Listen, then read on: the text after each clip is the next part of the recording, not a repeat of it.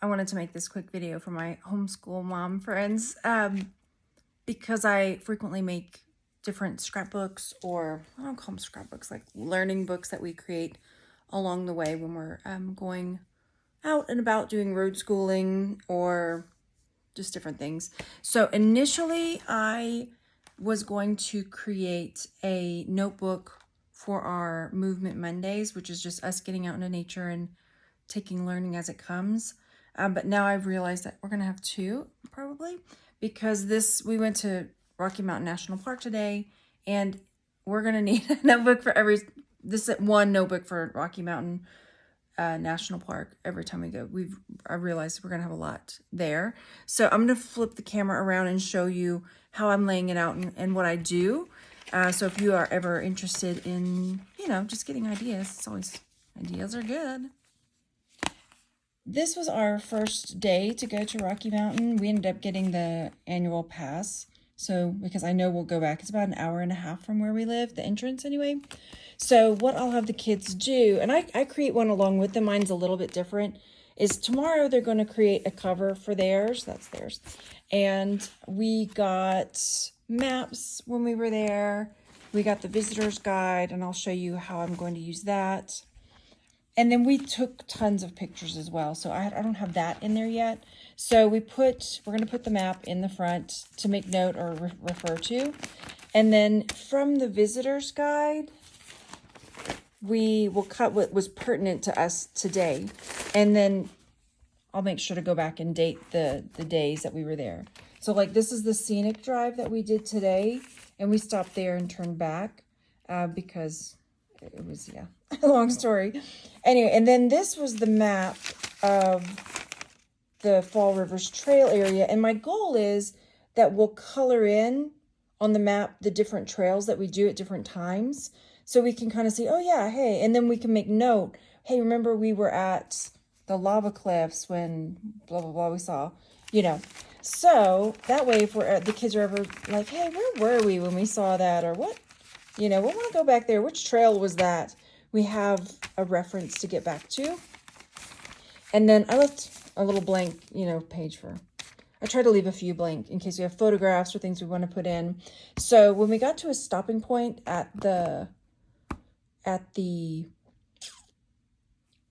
park, we start doing a little journaling. I kind of wait till we go around and see stuff first so we know what to journal about. And I kind of go in with an idea of what I want to do. I go in with an idea of like today I really thought we're going to go in and talk about photosynthesis because that's what I thought. So I go in with a loosey-goosey idea, but a lot of times when we go in or go places, like everything changes because there's just amazingness.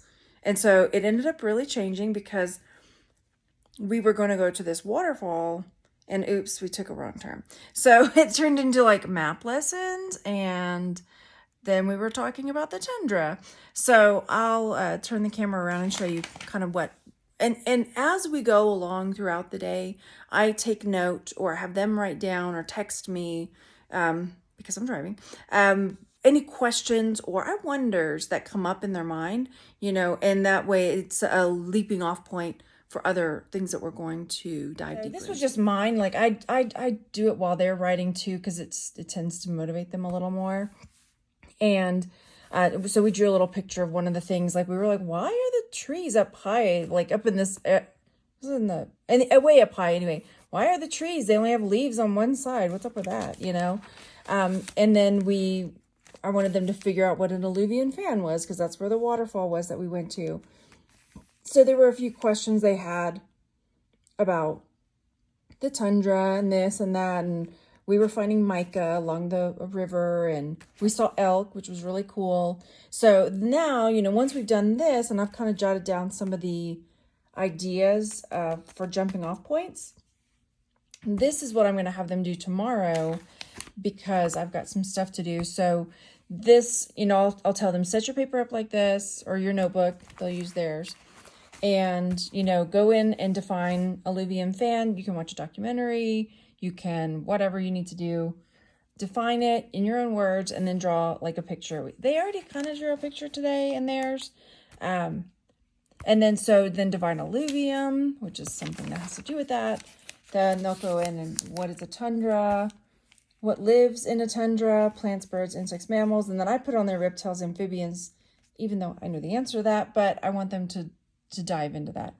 Then there was something very special about the way the tundra grass grows, and something about the trees that we talked about with the leaves. And then mook, how are moose, elk, and deer are like different, so they can kind of compare all of that. And then I want them to create, this is where it's going to be, I want them to create a working model of an alluvian fan physically. And now one of my kids is really good with digital art and animation, so I might have him actually do it physically and then animate it as well. And then they were asking about, because we were finding mica, and I was so proud that they knew what it was, because we learned about that at our last Monday, actually, when we went to a different park. So they were asking, how is mica formed? And then they were asking, what is it? Is it used for anything in the real world? So that's what they're going to be diving into. It's a lot for, not crazy a lot, but it's, maybe the next couple days they'll do a little research, and because I want them to have a good understanding of what it is, not just like answer the questions because Mom said so. Then whenever we go to when we have I'm calling it Movement Mondays. I don't even know why. Well, I do know why, because I want us to get out and see stuff now that we're in Colorado. But I'm going to have to create another one. I didn't do this last week, because last week was technically our first one when we went to Cheyenne Canyon Park. But I have a feeling we'll be going back. We did take lots of pictures, so we could very easily create it. But yeah, like I said, I'm going to have one just for Rocky Mountain National Park. And then we'll have another one for other parks that are not as big and big. Anyway, all right. Thanks, you guys. Enjoyed.